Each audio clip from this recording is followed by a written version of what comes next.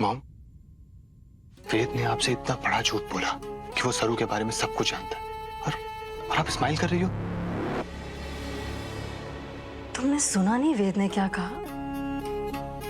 उसने मुझसे झूठ बोला है। सरू ने हमारे साथ साथ वेद को भी अंधेरे में रखा है। ये सरू एक नौकरानी की बेटी है। ये इन्फॉर्मेशन हमारे लिए किसी रमकार से कम नहीं है, और हम इसका इस्तेमाल करेंगे, जरूर इस्तेमाल करेंगे, लेकिन सही वक्त आने पर, अभी नहीं।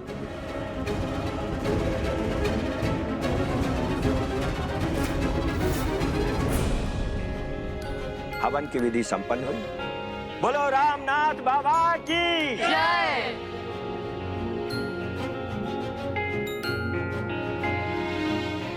कंवर सा सरू, अब मन्नत पूरी करने के लिए मंदिर की दीवार पर सिक्का चिपकाकर परंपरा पूरी करते हैं। जी।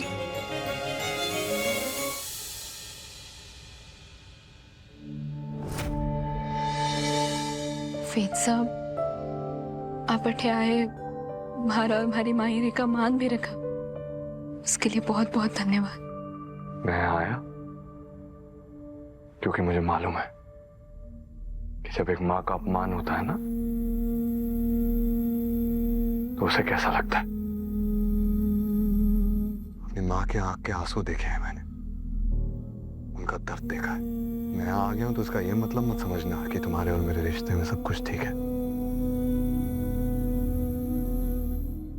उस दिन झूठ बोला क्योंकि तुम मेरी पत्नी हो।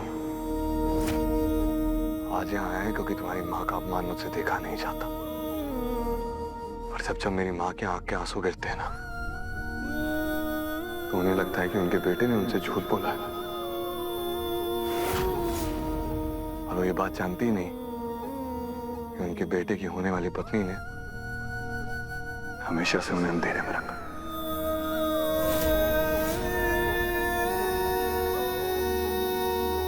सरू का सच जानने के बाद आप सरू को जज करते हैं, इसलिए ना मैंने आप लोगों को सच बताया, और साथ ही साथ सरू को भी कहा कि किसी को ये सच मालूम नहीं पड़ना चाहिए। जानती हो, आज से पहले कभी अपनी माँ से झूठ बोला ही नहीं था मैंने। अब से उन्हें ऐसा लगता है कि मैंने उनसे झूठ बोला। उनकी आंखों में इतना सारा दर्द है, इतने आंसू हैं, और जब तक वो आंसू बदल कर मुस्कुराहट में तब्दील नहीं हो जाते ना, माफ नहीं करूंगा तुम्हें।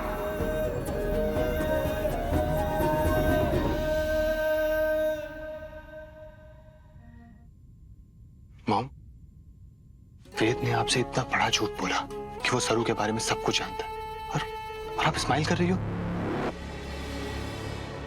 तुमने सुना नहीं वेद ने क्या कहा?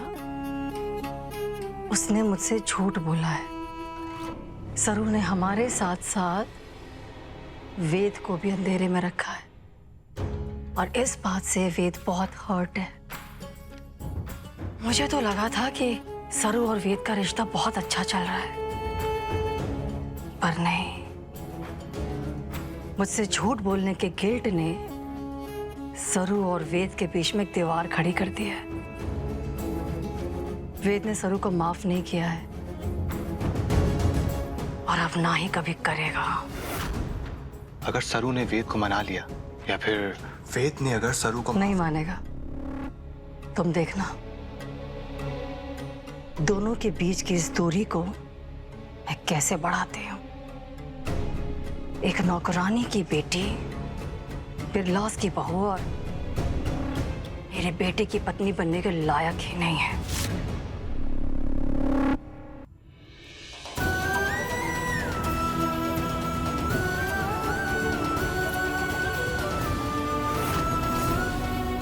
चलिए अब रामनाथ जी बाबा के आशीर्वाद ले लेते हैं और फिर घर चलते हैं।